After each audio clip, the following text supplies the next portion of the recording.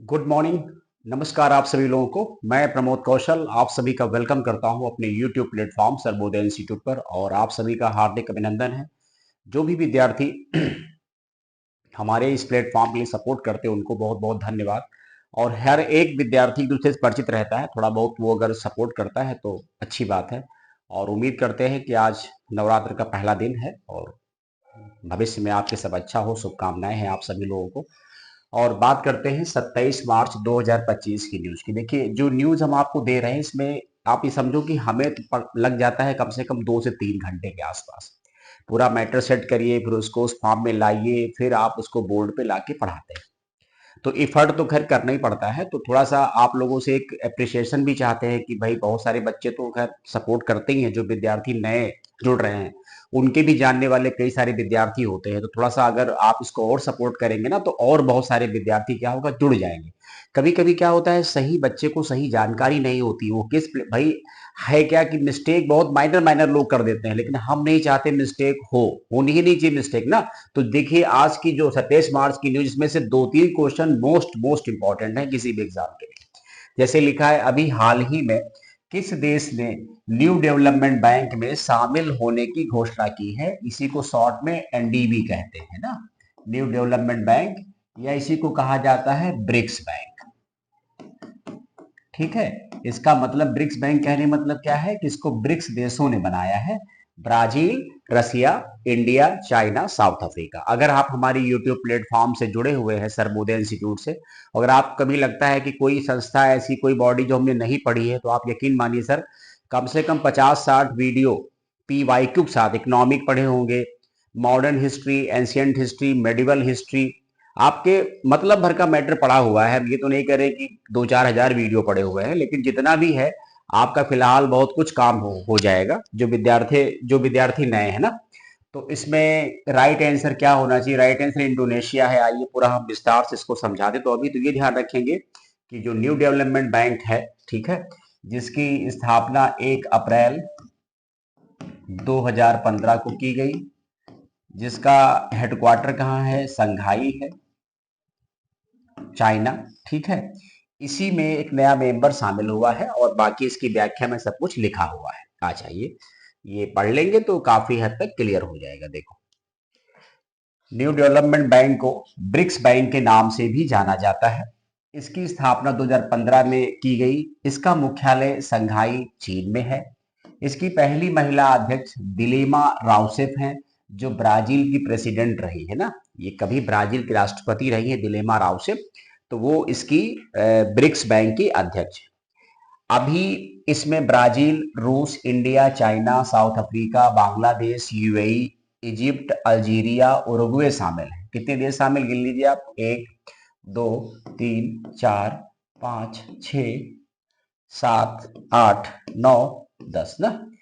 जनवरी 2025 में Indonesia BRICS का 10वां पूर्ण सदस्य बना है। ठीक है, ये 10वां पूर्ण मेंबर बना है किसका? ब्रिक्स का। इसके बाद क्या है, तो अब यहां पर पॉइंट आता है कि 2024 में ब्रिक्स का आयोजन रूस ने किया था। याद आया? 2024 में इसकी बैठक कहाँ हुई थी?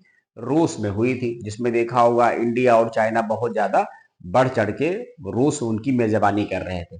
2025 में इसकी बैठक ब्राजील में होगी। ध्यान रखेंगे, ये सब भी क्वेश्चन इंपॉर्टेंट होते हैं। वैसे पहली बैठक 2009 में हुई थी, ठीक है, रूस से हुई थी।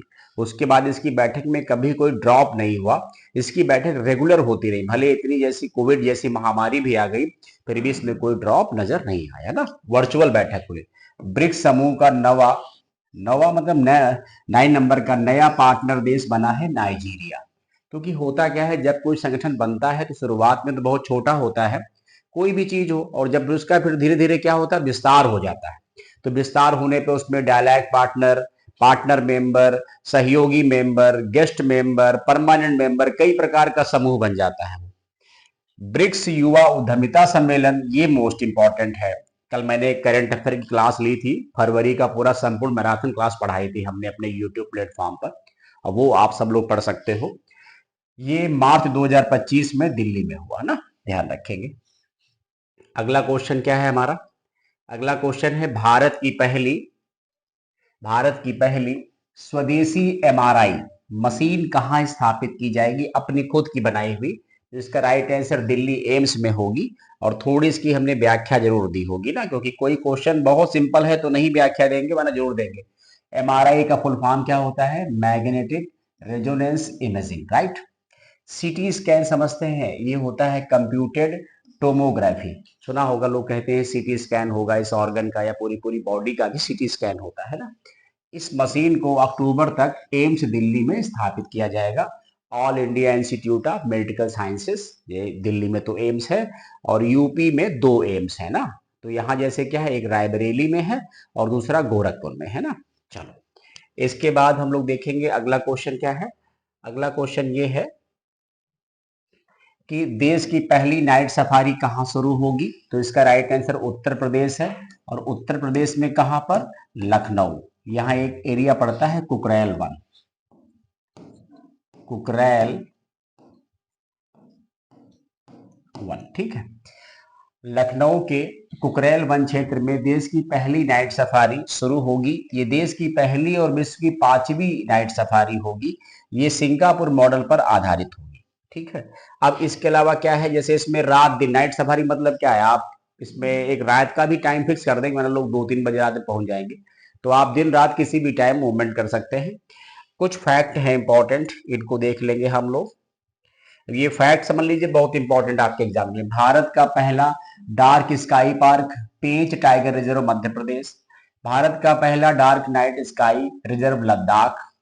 देश का पहला night street racing circuit Chennai. नदियों में night navigation mobile app launch करने वाला भारत का पहला राज्य असम है ना। तो ये सब ध्यान रखेंगे क्वेश्चन। और आजकल कुछ ज्यादा ही ये सब सुनने को मिलेगा।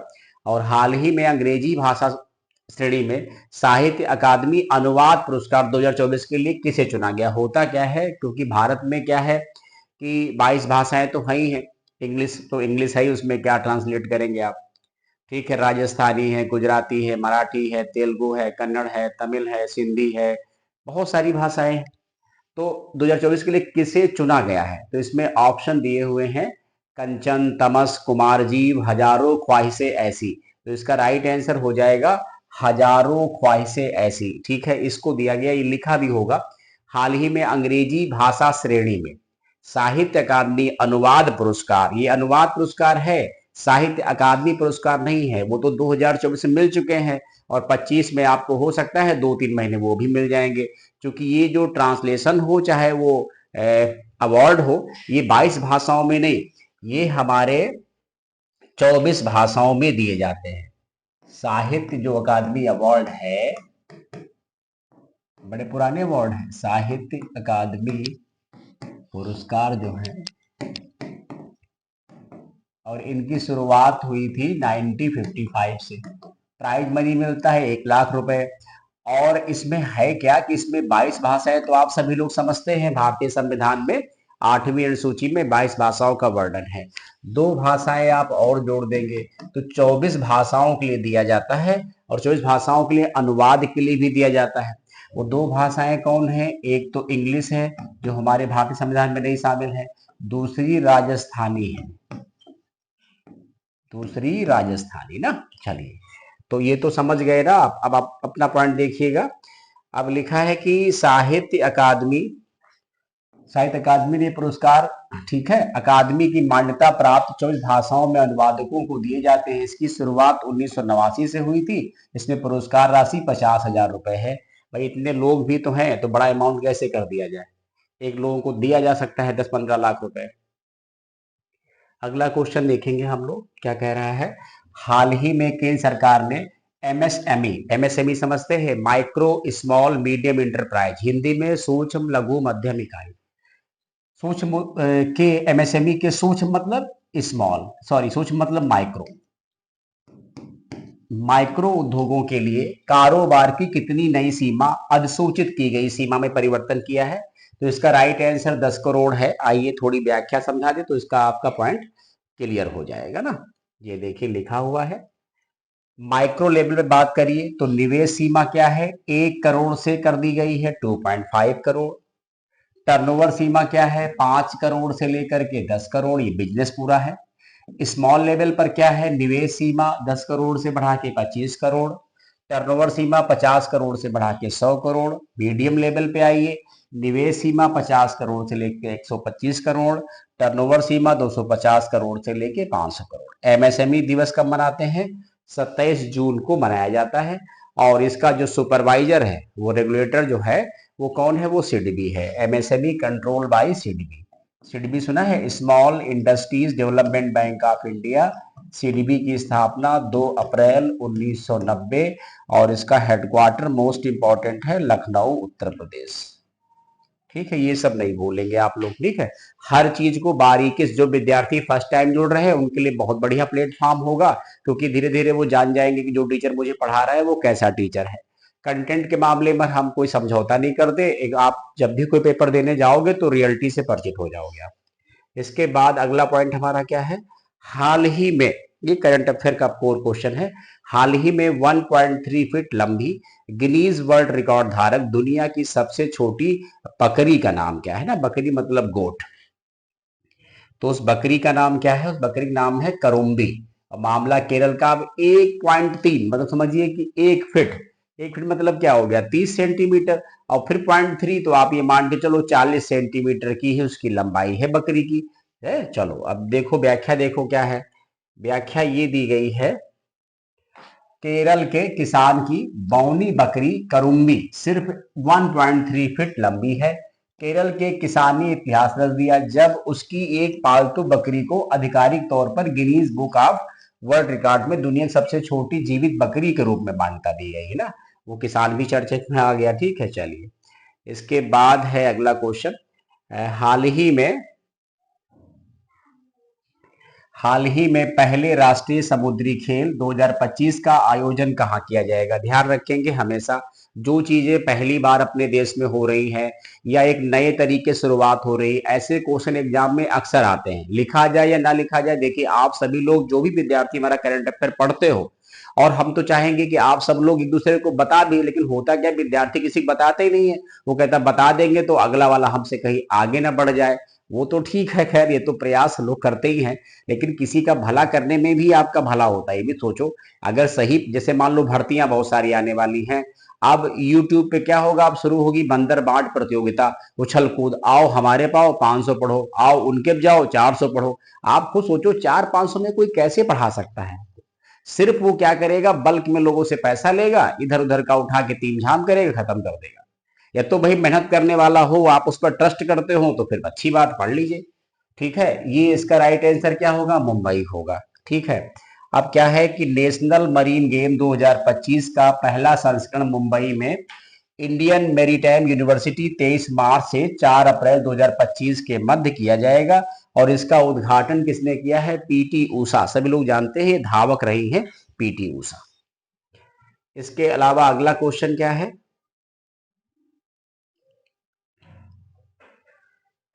हाल ही में 7वां एक्ट ईस्ट बिजनेस शो 2025 कहां आयोजित किया गया। इसका राइट आंसर है शिलांग, मेघालय की कैपिटल है शिलांग। व्याख्या देख लेंगे हम लोग। व्याख्या है ये कि इसका आयोजन 25 से 27 मार्च 2025 के मध्य मेघालय की शिलांग में मुख्यमंत्री कॉनराड संगमा, तो मेघालय के सीएम का नाम जान गए आप लोग, कॉनराड संगमा ने उद्घाटन किया। मेघालय को एक व्यापार और निवेश गंतव्य के रूप में बढ़ावा देने के लिए। पहला संस्करण 2014 में, और इससे पहले वाला 6वां संस्करण 2021 में हुआ था। ये डिपेंड करता है, कोई टाइम मार्जिन नहीं है कि हर साल हो या 2-2 3-3 साल पे हो। जब रिक्वायरमेंट महसूस होती है राज्य सरकारों को तो अपने तरीके से वो लोग इस प्रकार के आयोजन करवाते हैं। अगला क्वेश्चन हम लोग देख लेंगे, ये तो खैर इसमें ज्यादा व्याख्या नहीं है, सिंपल सा है। हाल ही में अनुसंधान नेशनल रिसर्च फाउंडेशन के सीईओ कौन बने हैं, मतलब है चीफ एग्जीक्यूटिव ऑफिसर या मुख्य कार्यकारी अधिकारी। तो इसका राइट आंसर है डॉक्टर शिव कुमार कल्याण रमन, ये ध्यान रखेंगे ना। इसके अलावा अगला पॉइंट, ये क्वेश्चन मोस्ट इंपॉर्टेंट है, मोस्ट इंपॉर्टेंट।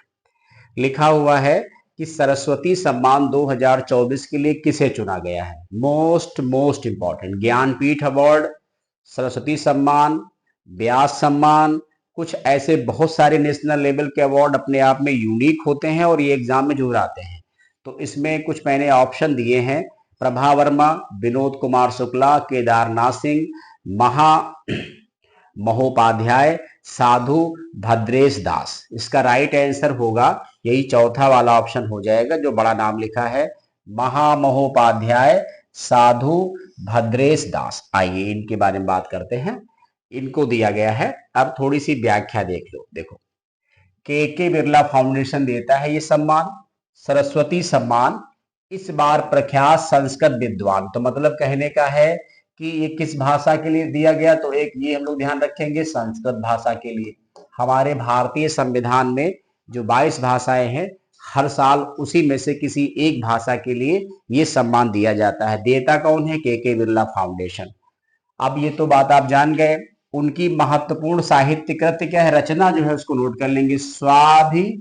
स्वामी नारायण सिद्धांत सुधा, ये है उनकी रचना। रचना नहीं भूलेंगे। साहित्य कृति मोस्ट इंपॉर्टेंट। किसको दिया गया ये इंपॉर्टेंट। किस भाषा में दिया गया ये इंपॉर्टेंट। ये अवार्ड की शुरुआत 1991 से है, तो इससे आप इसको निकाल सकते हैं 2024 वाला कौन से नंबर का अवार्ड हो जाएगा ना। तो ये हम लोग ध्यान रखेंगे कि इसकी रैंक क्या हो जाएगी। तो इसकी रैंक आके हो जाएगी, इसकी रैंक हो जाएगी 35। ठीक है, 35 में सॉरी, इसकी रैंक बनेगी 34 हो जाएगी ना। 34 रैंक हो जाएगी, क्योंकि 1991 से ये दिया जा रहा। किस फील्ड में दिया जाता है? साहित्य के क्षेत्र में। कितनी भाषाओं? 22 भाषाओं में। और जो प्राइज मनी इसमें है, प्राइज मनी है 15 लाख रुपए। ये अपडेट हुआ है अमाउंट, ध्यान रखेंगे। ठीक है, के बिरला फाउंडेशन हर वर्ष भारतीय संविधान की 8वीं अनुसूची में 22 भाषाओं के लिए ये सम्मान दिया जाता है, किसी भी एक भाषा के लिए हर वर्ष। तो कभी कभी ऐसा भी हो सकता है कि भाई अगर ज्वाइंट देना चाहें तो ज्वाइंट भी कर सकते हैं। संस्कृत भाषा के लिए दिया गया है। किसको दिया गया ये इंपॉर्टेंट है, और किसके लिए दिया गया ये इंपॉर्टेंट है। चलिए, तो ध्यान रखेंगे। इसके बाद अगला क्वेश्चन क्या है, अभी हाल ही में प्रधानमंत्री आर्थिक सलाहकार परिषद के नए सदस्य कौन बने हैं? तो प्रधानमंत्री आर्थिक सलाहकार परिषद मतलब PMEAC, इसको फुल फॉर्म क्या हो जाएगा? Prime minister economic advisory council. ठीक है, इसका राइट आंसर है संजय कुमार मिश्रा। ठीक है, अब आइए हम लोग देखते हैं इसकी व्याख्या।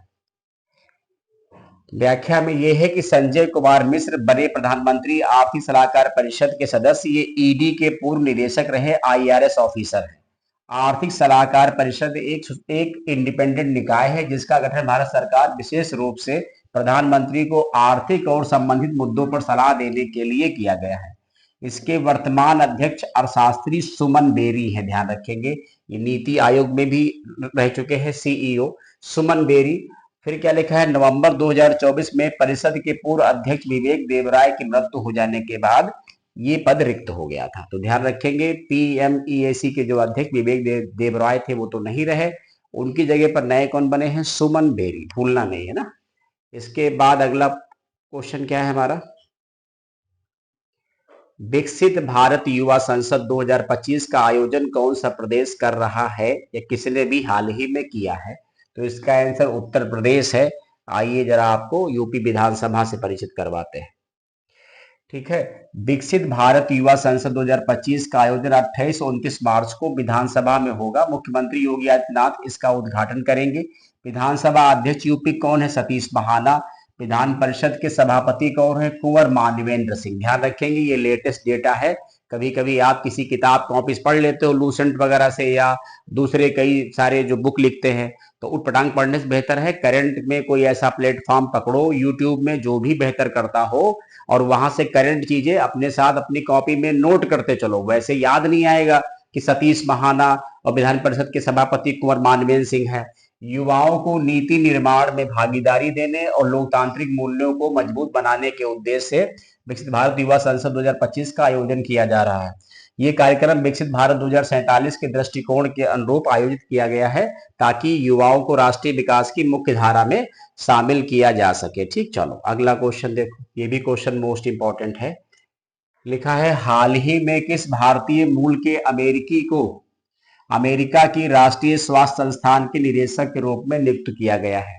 इसका राइट आंसर है डॉक्टर जय भट्टाचार्य। ठीक है, आइए इनका थोड़ा परिचय करवा देते हैं आपसे, तो कहानी फिल्टर हो जाएगी। अमेरिकी सीनेट ने भारतीय मूल के अमेरिकी वैज्ञानिक डॉक्टर जय भट्टाचार्य को राष्ट्रीय स्वास्थ्य संस्थान एनआईएच का निदेशक बनाने की मंजूरी दी है। एनआईएच अमेरिका का शीर्ष स्वास्थ्य अनुसंधान और वित्त पोषण संस्थान है। भट्टाचार्य को अमेरिकी स्वास्थ्य मंत्री रॉबर्ट एफ कैनेडी जूनियर के अधीन काम करना होगा। भट्टाचार्य ने स्टैनफोर्ड विश्वविद्यालय से अर्थशास्त्र में एमडी और पीएचडी की, वहीं पर ये प्रोफेसर भी है और ये भारतीय मूल के, इसलिए इनको ये मौका मिला है, इसीलिए क्वेश्चन चर्चा में है। ठीक है, अब आप अपने तरीके से स्क्रीनशॉट जो भी जैसे लेना हो अपना नोट बना लो, पीडीएफ बना लो, जो मन में आए वो कर लो, सारी सुविधाएं हैं। बट सर प्रॉपर पढ़ लीजिए, सीरियस होकर पढ़ लोगे तो सिलेक्शन कहीं ना कहीं हो जरूर जाएगा। चाहे आप रेलवे की प्रिपरेशन करते हो, चाहे एनटीपीसी, चाहे आपका एसएससी हो, चाहे बैंक हो, चाहे आपका एनडीए सीडीएस हो, चाहे सिविल हो, कोई भी एग्जाम दीजिए, इतना हम डीप में आपको बताते हैं, मैटर देते हैं, तो हमें लगता है क्वेश्चन जरूर फंसेगा। सेशन कैसा लगता है, जो विद्यार्थी पढ़ते एक बार लाइक जरूर करिए, पॉसिबल हो तो कमेंट भी करिए सर सेशन कैसा लगा, कोई डाउट हो तब तो भी कमेंट करो, रिप्लाई डिफरेंट मिलेगा। ठीक है, पढ़ते रहिए, जुड़ते रहिए। Thank you so much.